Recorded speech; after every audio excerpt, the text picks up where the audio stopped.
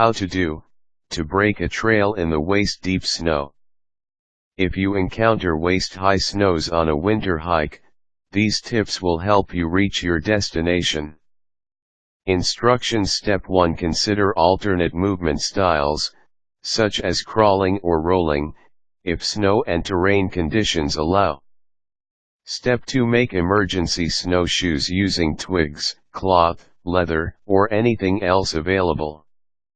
By walking on top of the snow, you'll sooner find your way to safety. Did you know, avalanches most often occur on 30 to 45-degree slopes? Step 3. Take a break and switch leaders periodically to conserve energy. Quick tip: walk in the Trailbreakers' footsteps to better define the path for those who come next. Quick tip: Trailbreakers should set the pace to accommodate the slowest member of the group. Step 4. Kick step to slice a path.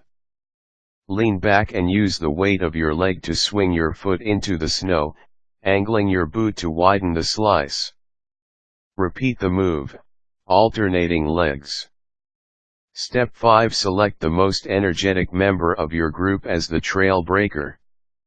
Forging through deep snow is physically exhausting.